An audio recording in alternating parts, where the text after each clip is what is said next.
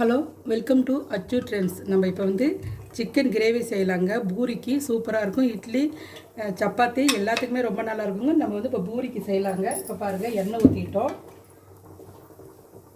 அதில் ஒரு பட்டை, ஒரு ஸ்பூன் சோம்பு, 4 லவங்கம் போட்டுக்கலாங்க. ஒரு 2 வெங்காயம் கட் பண்ணி போட்டுக்கலாங்க. தக்காளி 2 தக்காளி போட்டுக்கலாங்க. நல்லா வதக்கலாம். பாருங்கள், வெங்காயம் தக்காளி நம்ம நல்லா வதக்கிட்டோம். இப்போ வந்து ஒரு 1/4 மூடி தேங்காய் வந்து வெங்காயத்தோடு நம்ம போட்டு நல்லா வதக்கலாம். இப்போ வந்து இதை வந்து நம்ம பேஸ்ட்டாக அரைச்சிட்டு வந்துடலாங்க. பாருங்கள், ஸ்டவ்வில் நம்ம ஒரு குக்கர் வச்சிட்டோம். இப்போ வந்து நம்ம எண்ணெய் ஊற்றிக்கலாம்.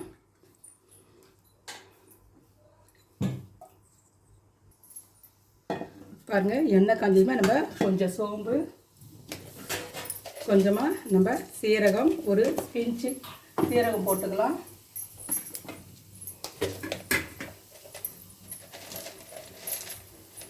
சின்ன பட்டை துண்டு ஒன்று போட்டுக்கலாங்க.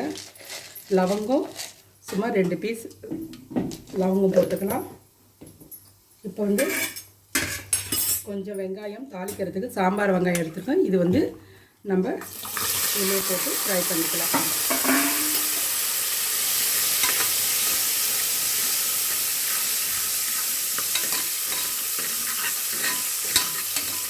இது வெங்காயம் நல்லா வதங்கிட்டோம். வெங்காயம் வதங்கிடுச்சுங்க. இப்போ வந்து நம்ம இஞ்சி பூண்டு பேஸ்ட்டு போட்டுக்கலாங்க. ஒரு 2 ஸ்பூன் இஞ்சி பூண்டு பேஸ்ட்டு ஒரு 2 ஸ்பூன் போட்டுக்கலாம்.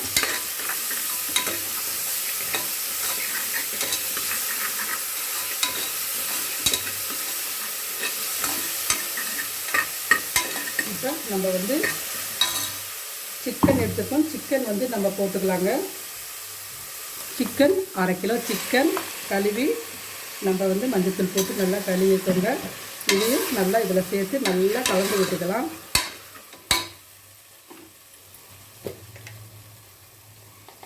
கொஞ்சமாக மஞ்சத்தூள் போட்டுக்கலாம்.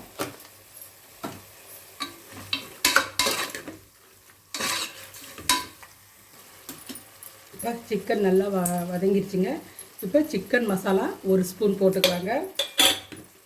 சிக்கன் மசாலா இருந்தாலும் எதோ கரம் மசாலா, கறி மசாலா இருந்தாலும் போடலாம். நான் சிக்கன் மசாலா போட்டிருக்கேன். இதுக்கு காரத்தை வந்து நீங்கள் மிளகாத்தூள் போட்டுக்கோங்க.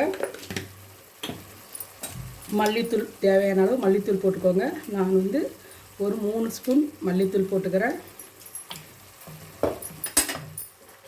நல்லா இந்த இதுலேயே சிக்கன்லேயே நல்லா கலந்து விட்டுக்கலாம். கலந்து விட்டுட்டு நம்ம இப்போ அரைச்ச பேஸ்ட்டு, வெங்காயம் தக்காளி நம்ம தேங்காய் அரைச்சல அந்த பேஸ்ட் வந்து நம்ம இதில் ஊற்றிக்கலாங்க.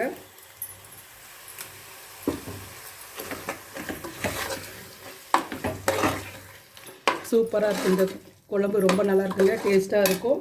நீங்கள் இட்லி தோசைக்கெல்லாம் இந்த மாதிரி செய்யுங்க, அதுவும் ரொம்ப நல்லாயிருக்கும். சப்பாத்திக்கு, பரோட்டா எல்லாத்துக்குமே இது ரொம்ப நல்லா இருக்குங்க. இதுக்கு வந்து தேவையான அளவு உப்பு போட்டுக்கலாம்.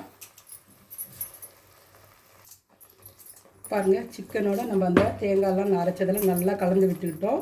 இப்போ வந்து அதுக்கு தேவையான அளவு தண்ணி ஊற்றிக்கலாம்.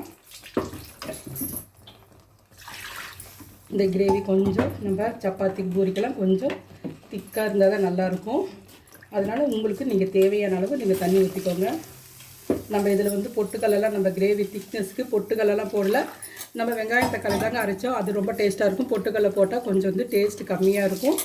அதனால் வெங்காயம் தக்காளி போட்டு நல்லா வதக்கிக்கோங்க. நல்லா இப்படி கலந்து விட்டுக்கலாம்.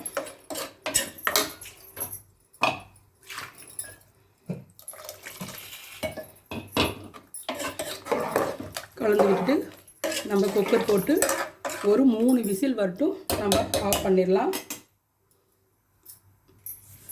பாருங்கள், நம்ம வந்து தேவையான அளவு நம்ம தண்ணி ஊற்றிட்டோம். இப்போ வந்து நம்ம குக்கரை வந்து க்ளோஸ் பண்ணி ஒரு 3 விசில் வர்ற வரைக்கும் நம்ம வந்த வாட்டி நம்ம பார்க்கலாம்.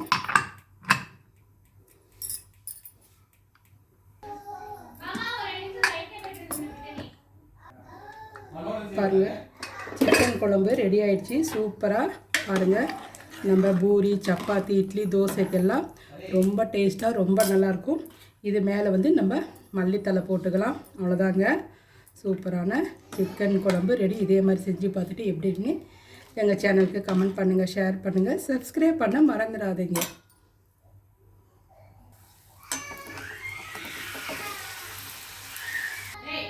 பாருங்கள், பூரி சிக்கன் கிரேவி ரெடிங்க. இதே மாதிரி செஞ்சு பார்த்துட்டு எப்படி எங்கள் சேனலுக்கு கமெண்ட் பண்ணுங்கள், ஷேர் பண்ணுங்கள், சப்ஸ்கிரைப் பண்ண மறந்துடாதீங்க. ஓகே, பாய்.